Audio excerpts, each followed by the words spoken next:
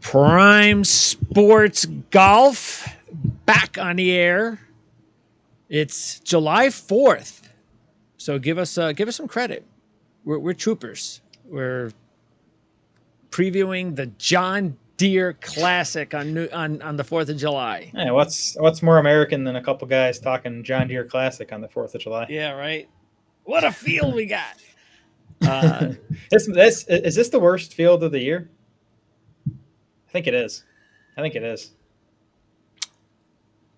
I'm trying to. Yeah, I mean, There's been some bad ones, but I mean, when you have Russell Henley and Denny McCarthy as co-favorites, I think that's well, Mexico worst. was bad, but at least they had Rahm and Finau.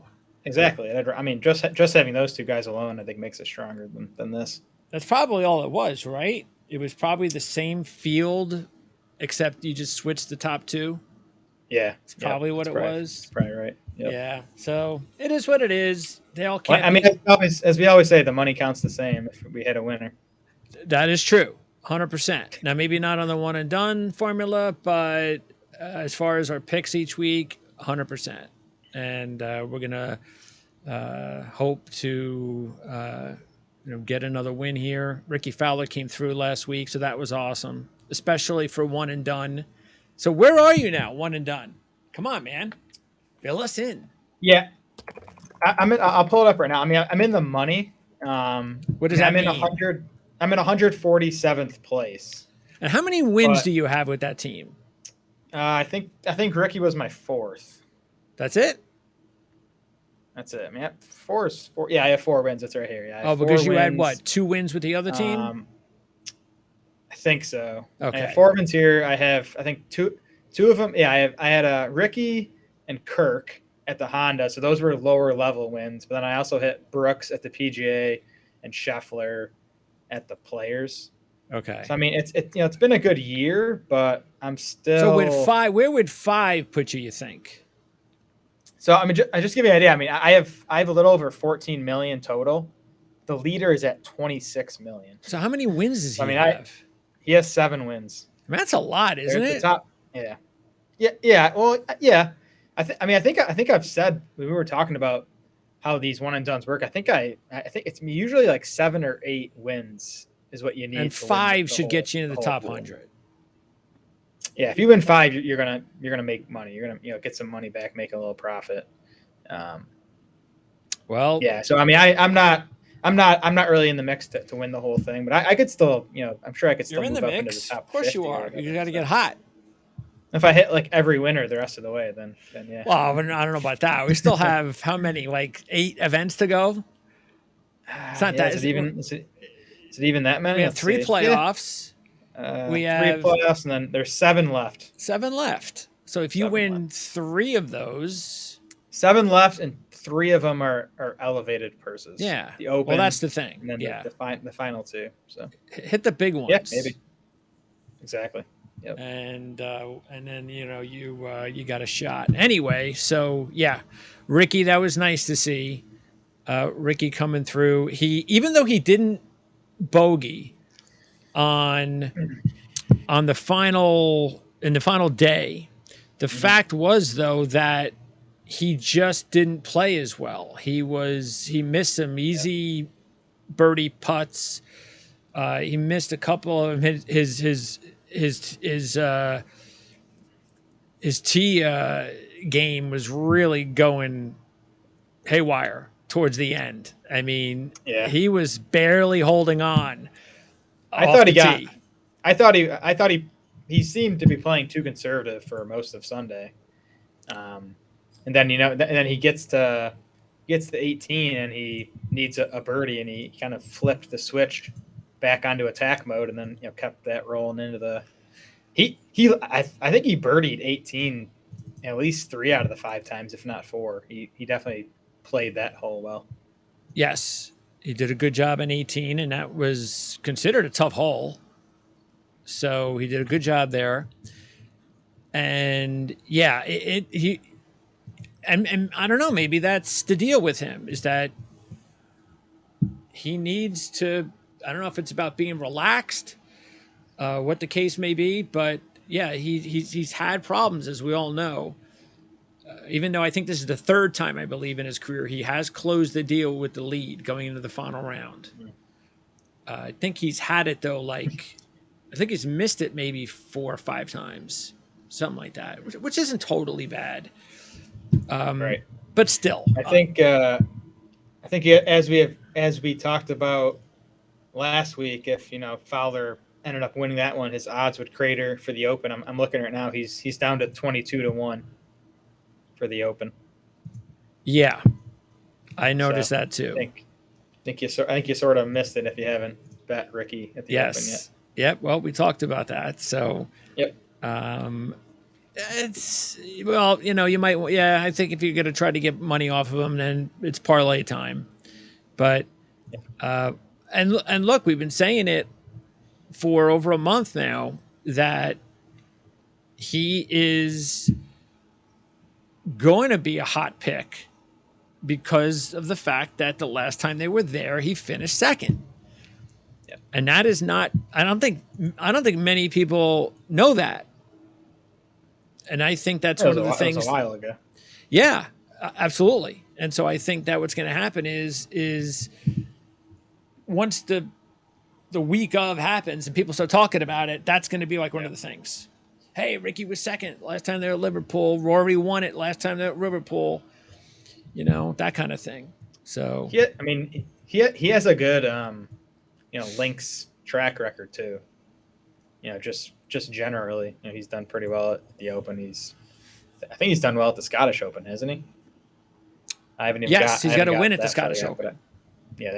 So yes, that was actually one of his bigger wins when he won the Scottish Open. So yeah, he'll be a hot pick, no question. Rory remains by a point and a half. He remains. I don't think that's going to hold up. I just don't. I don't think it. I get there'll still be a lot of people that will put money on him because of him winning there, but I think when it comes down to it, and they see that you can get Rahm or Scheffler in a better price than McIlroy, I think that's gonna. I think it'll end in a tie. Maybe. What do you think? Who do you think is going to end up the favorite? I think Rory will stay higher on the odds board than Rahm. Scheffler might pass him. I think Rahm will go off as the third favorite for this, just because he hasn't played relatively speaking, he hasn't played as well since his win at Augusta. True. I still think Scheffler deserves to be the favorite, but people love betting Rory. So yeah, and it's strange to. So the guy that's really hopped on my radar after his performance last week, you won't be surprised, is Morikawa. Oh yeah. I feel like he's been. I think he listened to the show last week. Yeah, right. I was thinking that too. I was thinking that if he had beaten Ricky, that would have been tough for you. But yeah, he's definitely had a down year. He hasn't been bad, but it seems like it's starting to click for him. Yep. Obviously, already has the Open win. And he's still 22-1, which I don't think is bad. Yeah, I think that's where he should stay though. That's okay. I don't think he deserves to be any less than that, but I don't know. It's winning another Open Championship when he hasn't gotten any wins this year. Right. I probably would, I'd probably bet more on him doing better in the playoffs than I would him winning the Open Championship. Because that's just a one-off. So if he kind of gets into a groove, not that Morikawa has ever been that type of player before. That's the issue with Morikawa. He's never been one of these guys. That's why him being like a top-ranked player, he's a long way from that because he's just not consistent. He does not have the consistency. It's the putting. Yeah, when you're a bad putter, it's kind of tough to reel off the consistent, top tens. Scotty Scheffler does it, but other than that, you kind of got to be at least an average putter to I think be more consistent from week to week like that. What's really funny is watching Scheffler's his body posture after he hits the ball off the tee. It's just like, really? that works. He's just so like, that's just.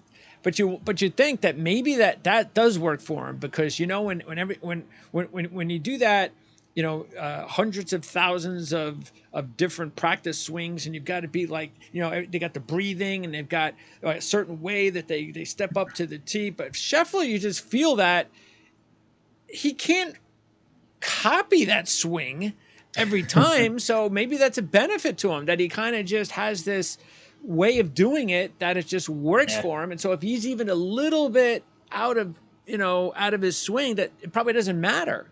I'm just, I'm not an expert, but it's just, I can't imagine that he actually duplicates that swing all the time. Yeah, well, let's ask Jan next time she's on with us. Right? Absolutely. Jan will be with us. I don't want to speak for the Open Championship preview, which is going to be in 2 weeks? Yep. So we've got Scottish Open next week, and then we have the Open Championship after that, and of course time difference. So this is the last week of Eastern for 2 weeks. Then the next 2 weeks, you got to get up early because by lunchtime these rounds are going to be almost over. So I think that's kind of fun for a couple of weeks. And we'll see what kind of fields they get at the Scottish Open next week. Live at London this week. We talked about that last week. So everybody's over there starting this week for Live. So they've already got a jump start. And we'll see what kind of field. I haven't checked the Scottish Open field. I don't know if there's actually a have you noticed whether there's a list? If you got an early list for the Scottish Open? I don't know if it's too early for that. Yeah, it's probably not finalized, but yeah, it should be a good field. I remember it was last year, because it just makes sense for these guys to go over there and play that as their tune-up for the Open. And the good thing is, as we mentioned too, because of the way the time difference, that'll give us an opportunity to possibly do a third round preview on Friday of the Open Championship, because they'll be done by time you're finished with lunch on Friday that week. So we'll have an opportunity, hopefully. We'll see whether or not we can put that together, but that's still a few weeks away. And again, Jan will be with us that week to preview the Open Championship. Looking forward to that. Don't forget, next week we'll have an early Open Championship preview segment. So we'll start the show, first 15, 20 minutes. We'll talk about the Open Championship. We'll give some early information on what to look forward to. We'll go over the odds in detail and so forth. So that'll be on next week's show. Let's talk one and done. So one and done this week, very hard. Do you have, now this is just name recognition. This is basically three guys at the top, name recognition wise: McCarthy, Henley, Young. So if we say that those are the three favorites, there are probably a lot of people out there that still have these guys available. I don't know about you. What's your situation? I used Henley in one of mine. Otherwise, I have all three of those guys in the other. This is such a tough week. I mean, I think McCarthy especially is going to be very popular. Oh yeah. Like 20-25%. Which, but what do you think? Do you think? I mean, when you're in your situation, I don't think you worry about that, unless you want to gamble. When it's Denny McCarthy is like that chalky. Yeah. If I was in the top 10 of that thing, I might use McCarthy. But I still feel like I need to make up ground. I probably won't use McCarthy. I like him. I just don't think you're going to avoid the top three. You're going to go with your top pick. Yeah, potentially either Shank or Grillo. Grillo's actually first in the model I ran this week. I didn't bet him. The numbers. It's like he's like 30-1. It's like can he win twice in 2 months or whatever? Well, he pulled the KFT PGA trick. Did he? Yeah. Well, his first PGA Tour win happened a week after his KFT win. Yeah. So I might use Grillo. Shank is probably who I'm leaning towards. I think the interesting guy is Cam Young, who, like, just long-term talent-wise, I think he's the best in the field. He's he really hasn't played well all season.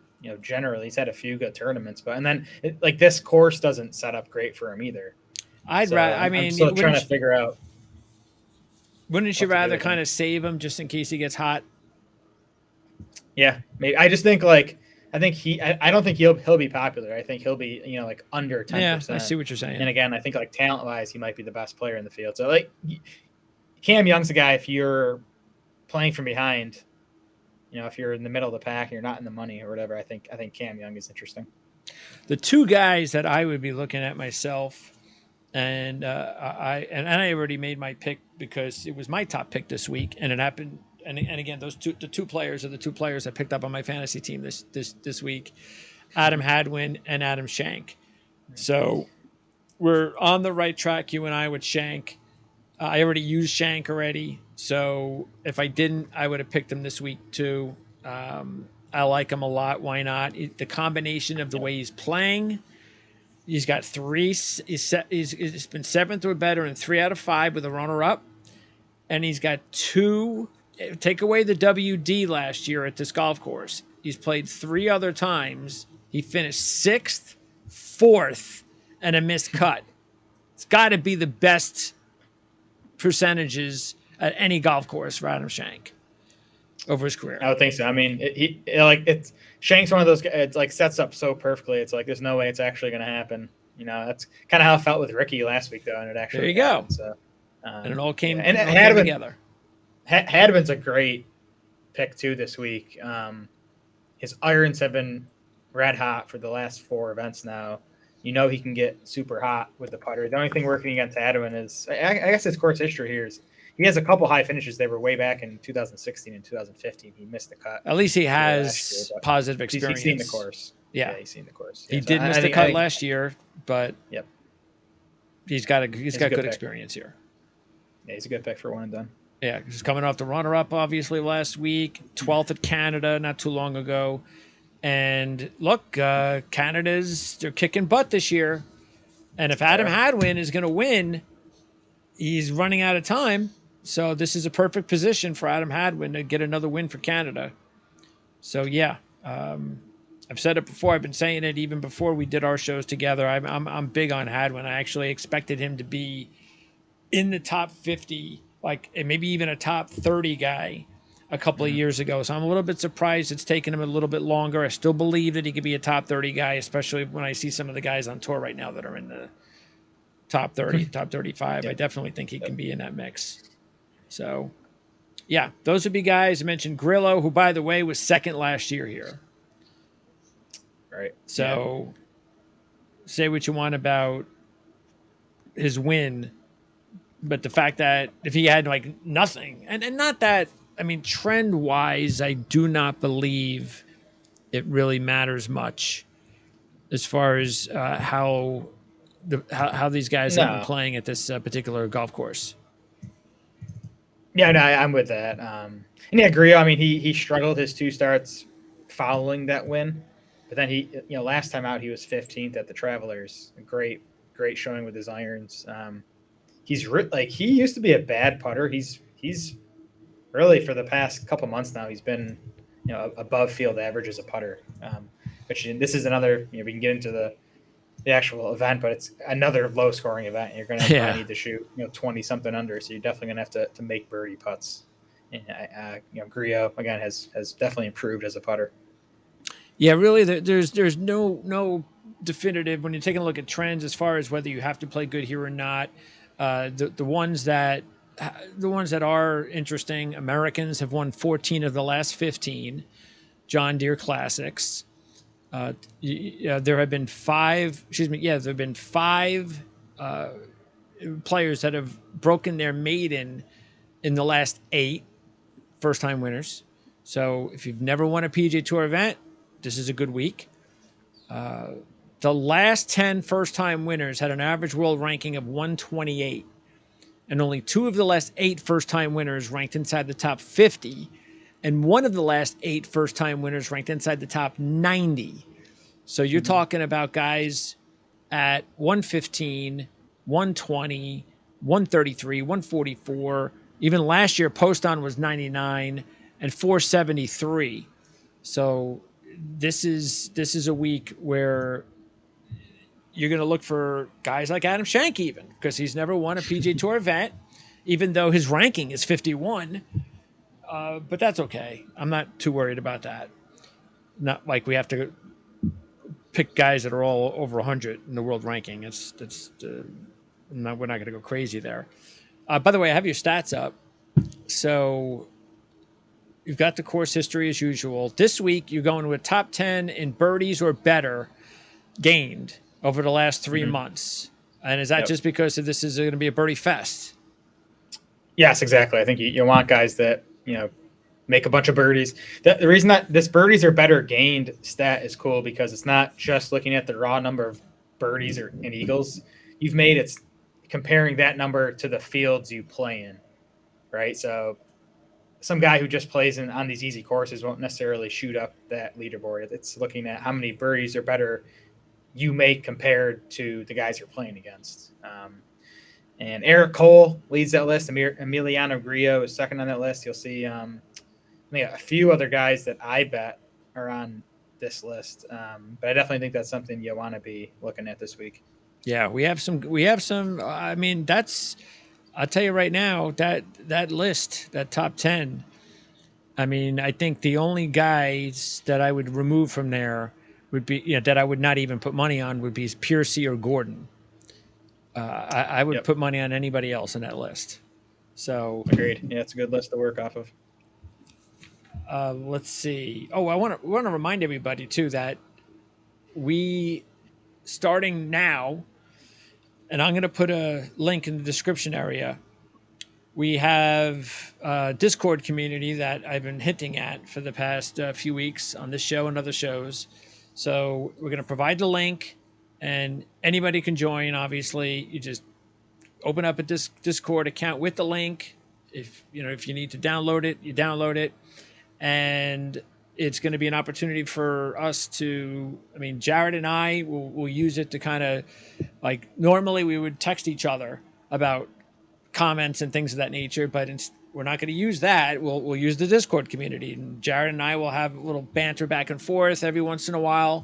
But this also gives everybody an opportunity, the viewers, if you got any questions, you don't have to just stick to YouTube now. You can go to the Discord community and join us, and we're going to have a bunch of other rooms available for different sports, but golf is the big one here on this show, of course.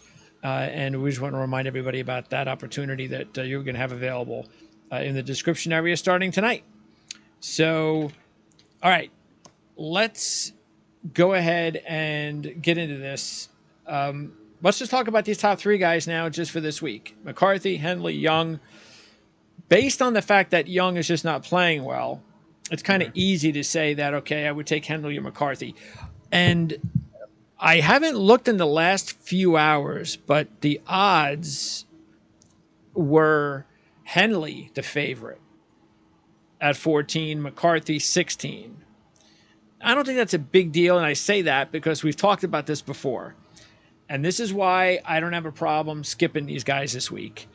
Because anytime guys like this are the favorite, they're just not used to it. And I don't care what anybody says, they know it.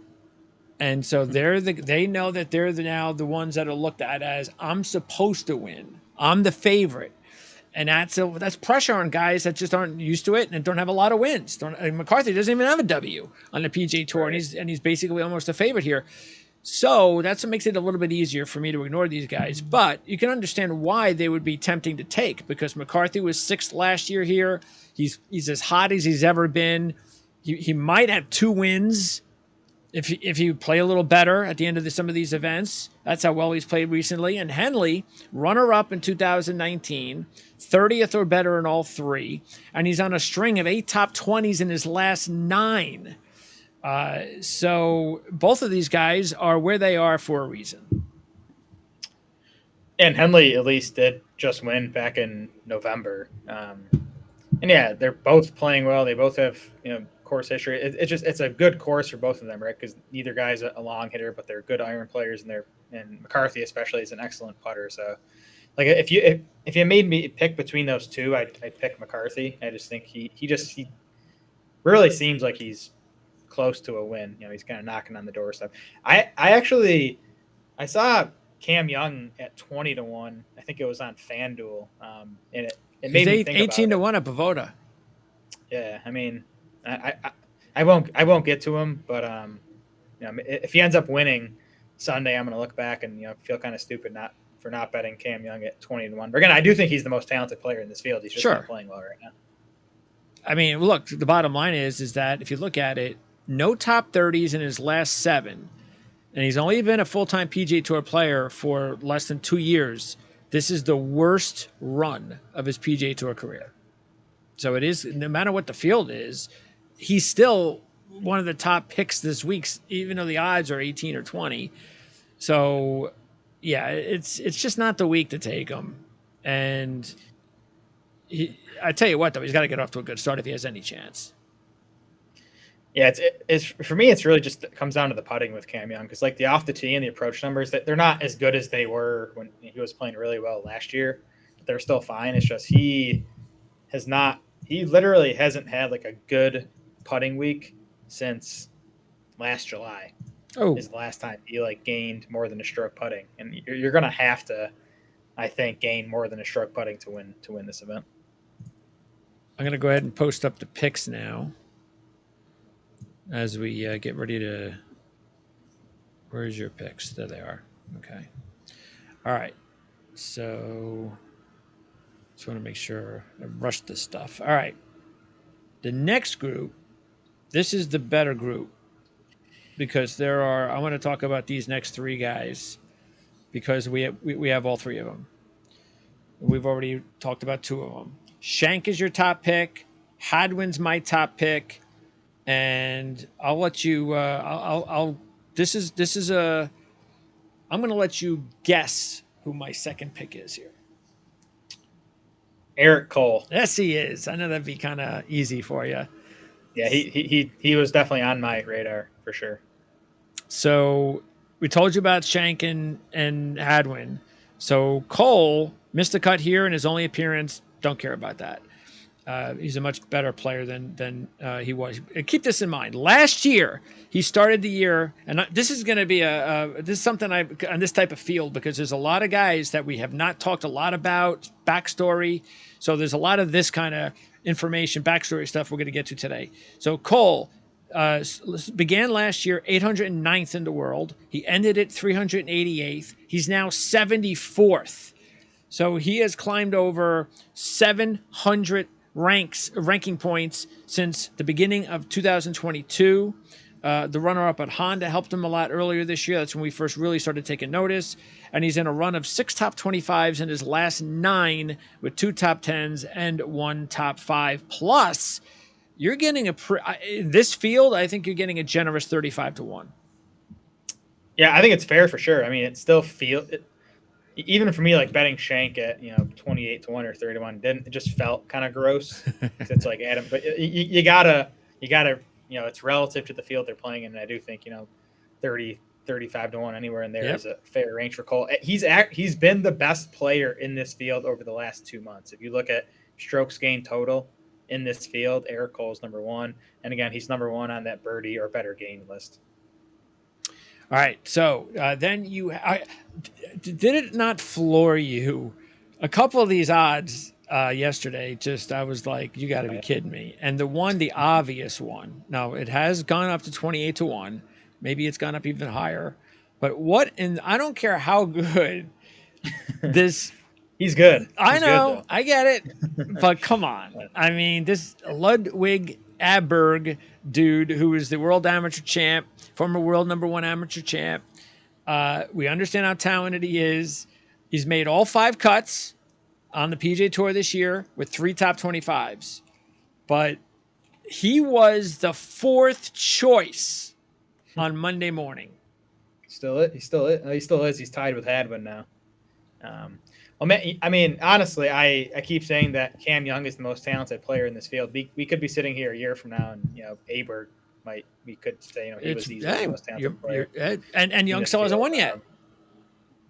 Yeah, exactly. Yeah, But Aberg last week was a much better fit for his game longer because his biggest strength is his off the tee game. I'm just looking at his off the tee numbers. The last 3 PGA Tour events, he's gained 6.2, 4.2, and 5.2 strokes off the tee, which is awesome.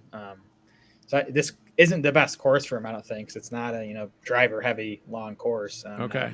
Again, if you think he's that talented, he might still win in spite of that. But I can't quite get to him as the fourth choice just yet. Also, a couple of other. You talked about Grillo winning this year. Moore almost. He was close to winning a second time this year. Was right there. Kind of faded over the weekend. 24th last year here, but that 4th place finish on Sunday was his first. The first time he actually made a cut in his previous 3 events, so he wasn't playing well. But that 4th place maybe that'll get him going again. Yeah, Taylor Moore is just all putting, and listen, he's probably a top. Him and Denny McCarthy are probably 2 of the top 5 best putters on tours. Like, you can rely on the putter being there, but for Moore, it has to really be there for him to compete. Like, he gained 9.9 strokes putting last week and still didn't win, which is usually if you gain over 7 strokes putting, you're going to win. So Taylor Moore is just not the kind of player I bet on. I'd rather see the tee to green stuff be good. Okay, so then let's go to. And by the way, Grillo, like Moore, 30-1. And now we got let's see. My picks. Well, one of my picks, I should say, comes up next, and that is, and I'm going for it now. We've talked about this is the perfect week for me to actually go okay, and I think he's now up to 35-1, and I got him at 30-1, which is Jaeger. That was gonna be my guess. Yeah. Okay. So there you go. It's time. He played real. He had a really good Sunday. Finished 9th. He's made 8 straight cuts now. 30th last year, 10 under par. So he's gotten comfortable with the golf course. Again, this is a guy with a lot of winning experience on the KFT Tour. So that shouldn't bother him. I think this is the perfect field and maybe the perfect setup that I'm buying in. Finally, I'm putting some money on him this week. Yeah, I like it. He was another guy I looked at. If this putting turnaround is legit, I think he's going to win soon because Jaeger had lost strokes putting in 11 of 12 events, basically to start this season. He's now gained putting in 3 of his last 4. Including last week when he had the 9th place finish. The off the tee and the approach numbers have continued to be solid. So if he can just continue to be a decent putter, I'm with you. I think he's gonna win soon, and this is definitely a good spot for it to happen. Power and Mitchell just have not played well lately. That's why I dropped him on my fantasy team. Power's missed 3 out of his last 4 cuts. Now Mitchell did have a good U.S. Open. But before that, he hadn't done anything. It was his first top 20 since Genesis. Both of them have a top 10 here, but I just think there are other players playing a lot better than these 2 guys right now. And Chris Kirk is also right around the 35-1 range. He has 4 top 30s out of 6, which is good. Matter of fact, he's 53 under par total on this golf course. But I believe, but he was sort of like Taylor Moore. He had 3 missed cuts going into last week when he finished 14th. So again, I just think there's other players that are playing a little bit more consistent. But again, these 3 guys are all capable. Yeah, it's a good course fit for Chris Kirk. Power and Mitchell, I think they're at the odds they're at just because they have some course history. Like you said, neither guy is playing well, so I wouldn't consider either of those guys. Kirk is a good course fit. His Rocket Mortgage last week was really his best tournament since he won the Honda. He kind of went away after winning the Honda, but he did play well last week. So maybe that's the start of a turnaround. We'll see. Okay, then a couple other guys that are around the 40-1 range, and that is you've got Rogers at 40-1. and Smalley at 40-1. Smalley just missed my list. Me too. So he's played here twice. He's trending in the right direction. 16th last year. It was 9th at Travelers, 47th last week. So this might be a good spot for Smalley. Rogers has 5 top 30s and 9 appearances. Matter of fact, 59 under par combined the last 5 appearances. Runner up in 2017. He's just not playing as good as he was playing a couple of months ago. But Smalley would be the guy, and I think you agree with me out of those those two. Yep, Smalley came close for me. He's gained on approach in 11 straight tournaments now, and the last 2 in particular have been, actually the 2 best among those last 11. He's gained off the tee in 8 of his last 11. He's just not a good putter. Long term, short term, he's just not a good putter. So I don't know if he's going to be able to make enough of those birdie putts to win an event that, again, is going to, you're going to have to shoot 20 something under to win. Okay, now, before we talk about 2 more of our picks, here's another one that just completely boggled my mind, odds-wise. Do you know who that is? Because you're hot with the guesses. I guess Bo Hostler? Yes. What is he doing up at this question. group? I didn't even look at him because I just knew I wasn't going to bet him. It's just, it doesn't make any sense. I mean, he should be like 80-1, maybe 100-1, even in this field. Yeah, I see nothing in his recent play, and he's played here twice. He 26th and miscut. Yeah, I have no idea what he's doing up there. Yeah. So, but the 2 guys we did take, your second choice at 50-1, Straka. My 4th choice at 50-1, Ryan Palmer. So Straka, you like this Straka? I think you've taken him a handful of times this year, and I know the whole deal. He's one of these guys that just come out there and get hot and all that. Yeah. He's played here twice. Why specifically this week? Yeah, I think I've taken Straka a few times recently because I feel like we've been on these low-scoring, easy birdie fest type courses, and that's kind of where I like Sepp Straka because he can kind of just get hot out of nowhere. He's 8th best in this field on approach over the last 3 months. He didn't quite make our top 10 in birdies or better gain, but he's 13th on that list. He's generally a good ball striker. The putting can get hot. He's just the type of player profile I want to bet on this week. And really, I think I wouldn't have been surprised if Straka was 40-1 in this field, and to be able to get him at 50 or 55, I think is pretty good value. I mean, the fact that you're getting 45 with Hostler and 50 with Straka is absolutely ridiculous. So yeah, I don't get that. I don't get it. Now Palmer, and I mentioned last week that I was going to put a buck on him, and I did, and he actually played okay. If you look at it, and again, it's not like he only had 1 top 10 in his last 5, but he's got 4 top 35s in the last 5, which is a good run for Ryan Palmer. And he's got 4 top 30s here over 11. He was 18th in 2019, which was the last time he played here.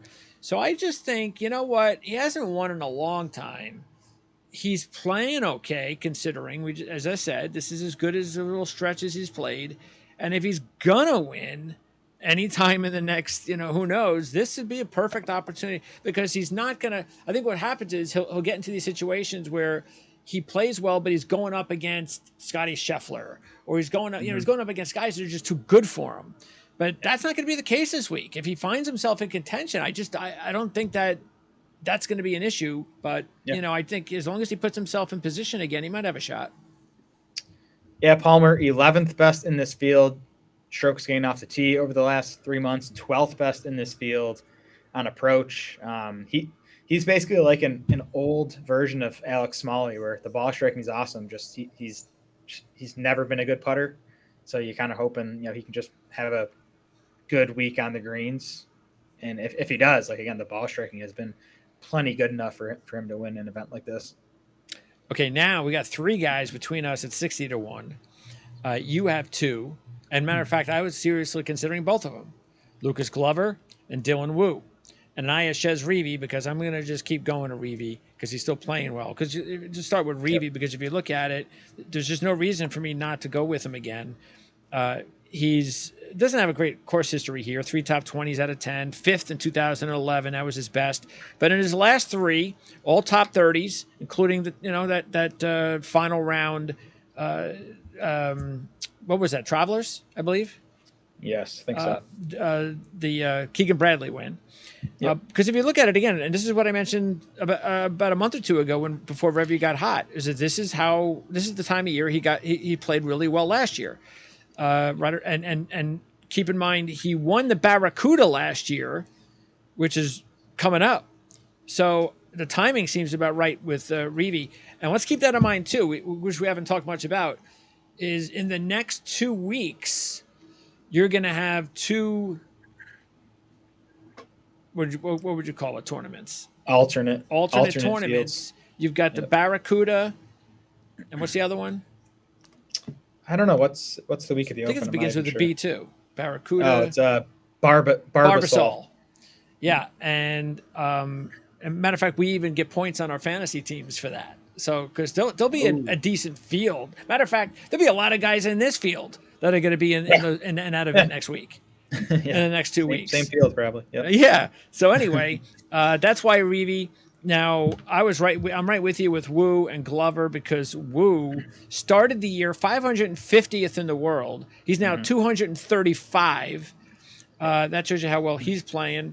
And yeah, I mean, Lucas Glover, I know the guy doesn't win a lot, but if you just look at his just recent play, 20th Canada, 4th last week, and this is the time of year also that Glover, of course, known for his U.S. Open win that happened some years ago. But this is actually the best 3-event stretch since, I guess, winning this event in 2021.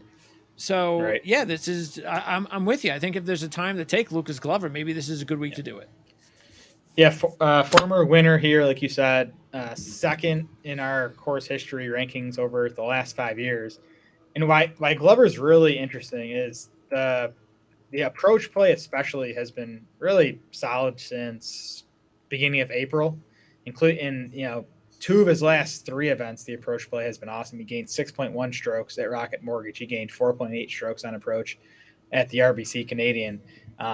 Why he's really interesting is he just recently, I think it was at the RBC, he switched to one of those taller broomstick putters. Okay. You know what I'm talking about? Yes. And last week at the Rocket Mortgage, he gained 5.4 strokes putting. Okay. That was like in the 12th or 13th best putting performance of his career, where he really struggling with the putter before that. So if he's actually found something with the putter, that's kind of all he needs, because again, the off the tee and the approach play has been good for a while. And Wu? Yeah, Wu, like you said, he's just been playing well. He went very low last week, 1 round, kind of faded a bit on Sunday, but he's a guy I've bet a few times this year. I think he's a good young player, and he's another guy where kind of said it with Straka. Like if they had made Dylan Wu 45-1 in this field, I would have thought that was fair. So to be able to get him at 60 or 65, I just like the value on that. Yeah, matter of fact, Brandon was the one that was looking better earlier in the year. Jan actually still has Brandon on her fantasy team. She may want to switch to Dylan, because Dylan's the hot one now. I think so. All right, so those are the 60-1 shots, and a couple more to go on your end before we get this. These will be pretty much our long shots, but there's another couple of players in this zone, and he's on your stat list, and that's one of the kid Gim, because in his last 5, all top 35s, 3 top 20s, 2 top 15s. So this is a good stretch for Gim. I think he's about 55-1, and again, he's on one of your lists. And I was thinking about him as somebody that maybe to at least throw a buck on. Yep, definitely someone I looked at too. He's 8th in the birdies or better gained over the last 3 months. Gim's a guy I've bet Doug Gim plenty, because he's my type of player. He's a great ball striker.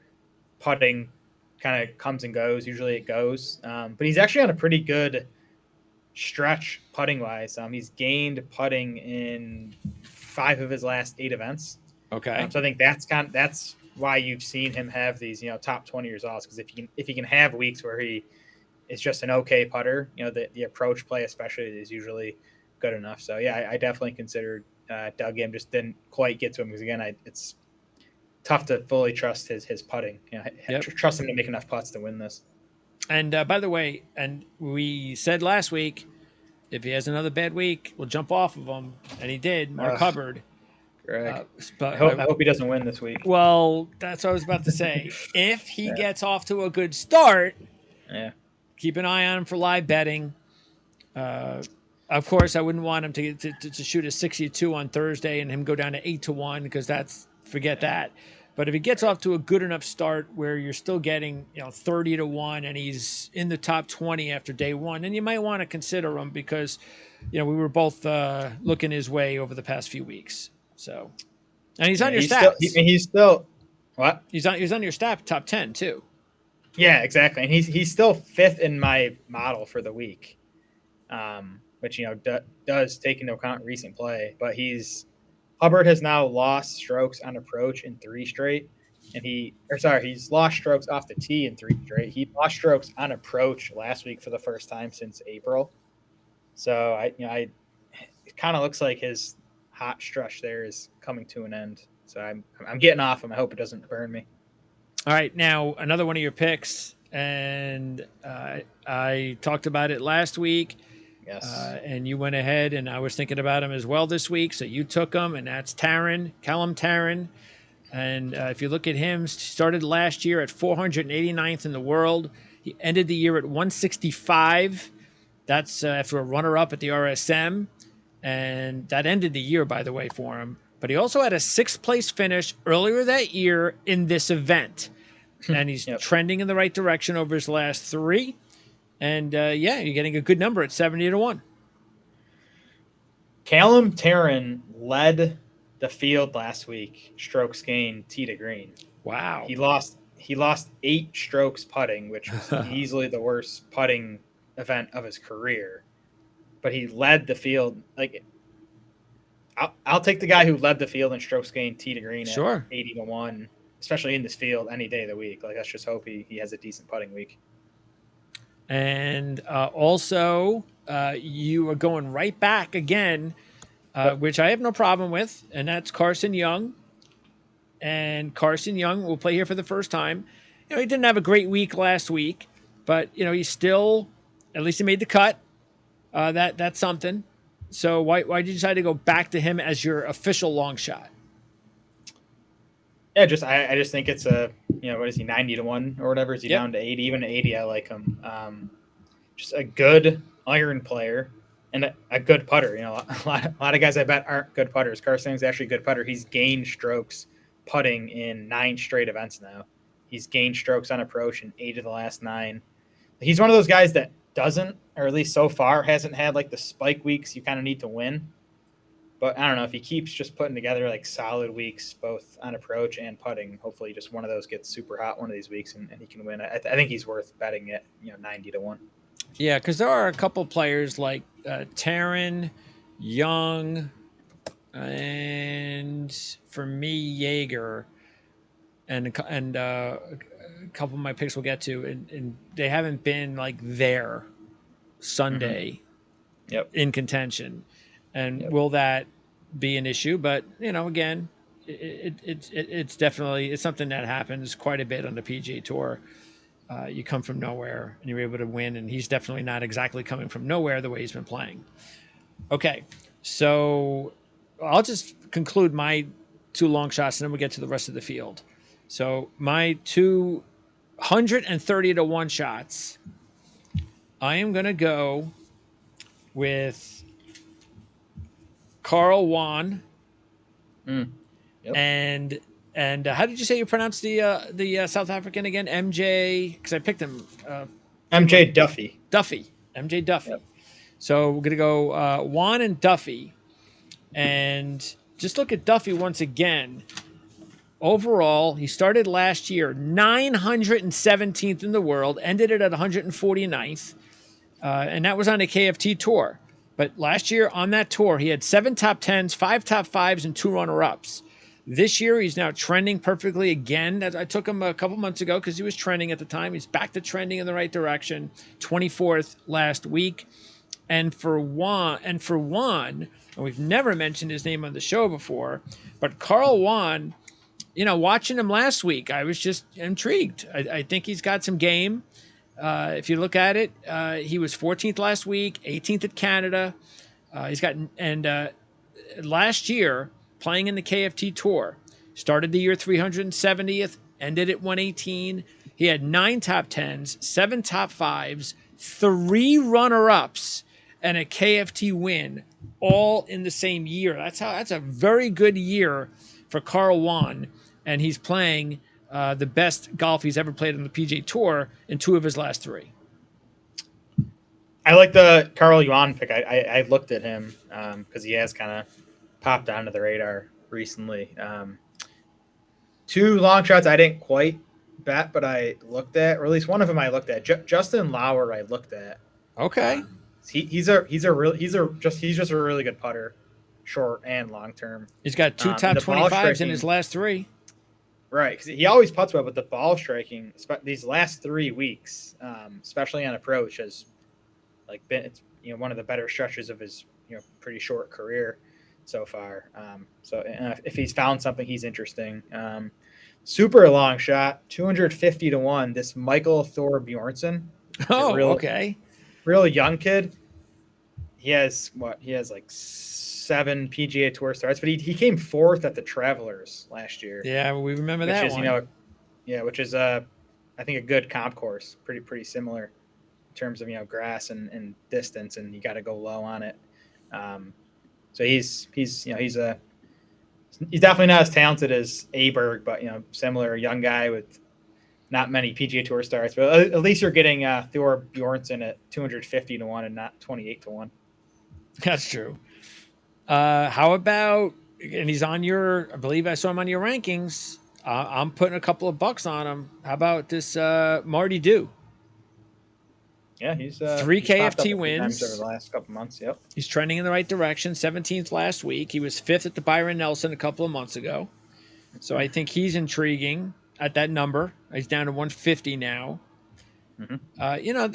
This Malnati, he's kind of been sneaking up on the leaderboards over the last 4 or 5 weeks. He disappears on Sundays, but he is 180 to 1.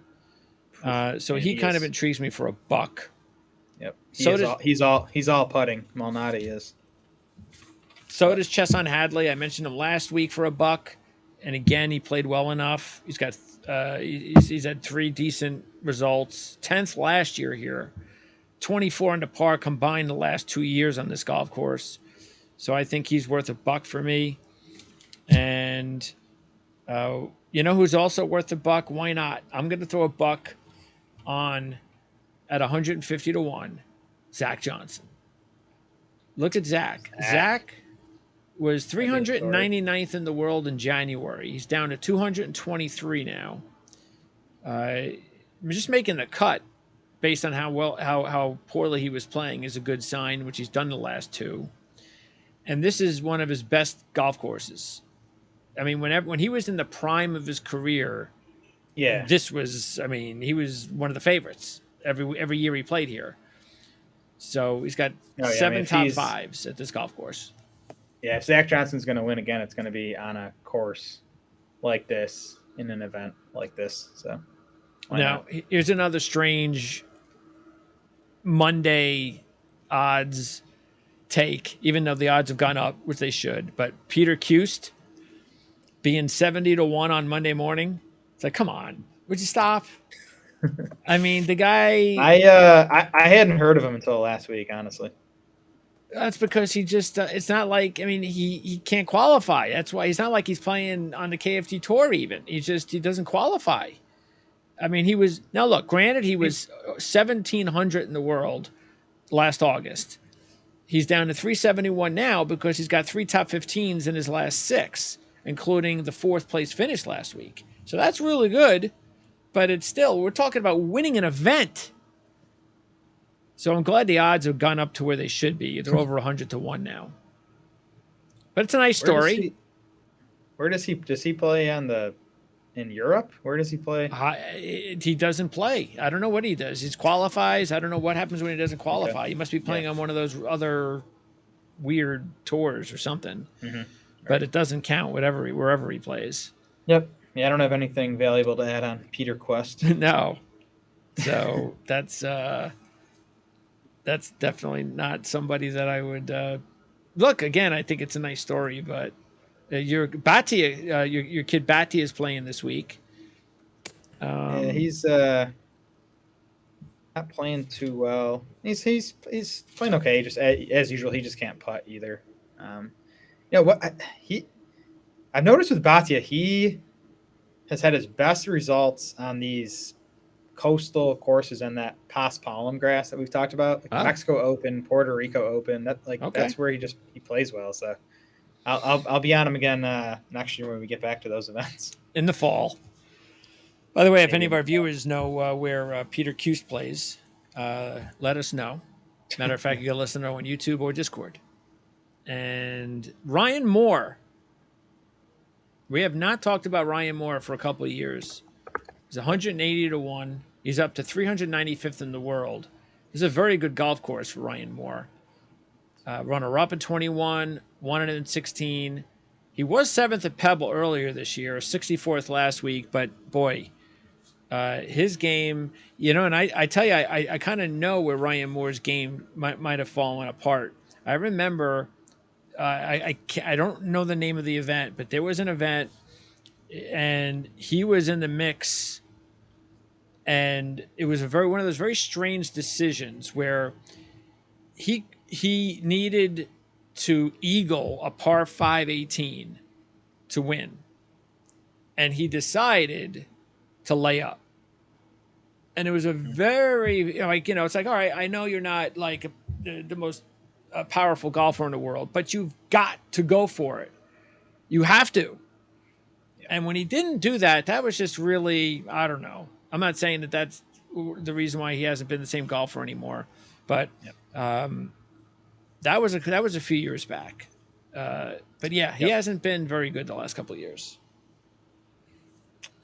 Anyone just looking at his numbers, I mean, it's the putter with him too. He doesn't, because the approach game has been fine this year. He doesn't make enough putts. Anyways, I'm wondering if this Davis Thompson kid's going to have another good week. He kind of disappeared for a while, but he was 24th last week, so maybe he'll get going again. Another veteran whose game has just gone to putts, and that's Jason Duffner. Really don't know what happened to him. Didn't realize he was in the field. Yeah, that's because he misses the cut every week. Seriously. Yeah.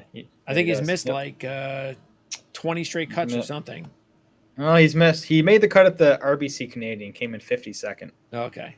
But he missed six of his last 7 cuts he's missed. So, by the way, the Marty Dew, last year he had 5 top 5s, a runner-up and a win on the KFT Tour. He started last year 419th, ended 198. He's now 156. So I think he's got the game to possibly be on, be one of these new winners on the PGA Tour. Joel Damon is playing like crap right now, so stay away from him.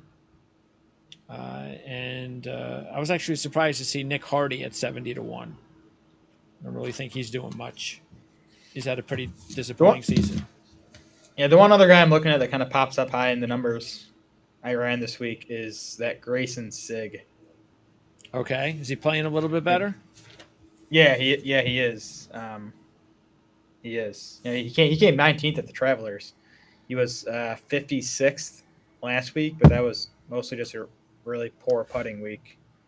The off the tee and the approach numbers have been pretty solid. I wouldn't bet Grayson Sigg, but if you're playing DraftKings, if you're betting top 20s, top 30s, he's someone to look at. Live Tour this week, so DeChambeau looks awfully close to winning again. He hasn't won. Taylor Gooch ever stops winning these things? Crazy, huh? He's winning all of them. Yep, DeChambeau. I just don't. I think he's 35-1 now for the Open Championship. Let me pull that But up. I don't think he has a good history over there, if I recall. I think you're right. I think you're right. He does not. So I'm not so sure He's 35-1. Yeah, so I'm not so sure. But hey, you never know. 35-1 is not a bad number.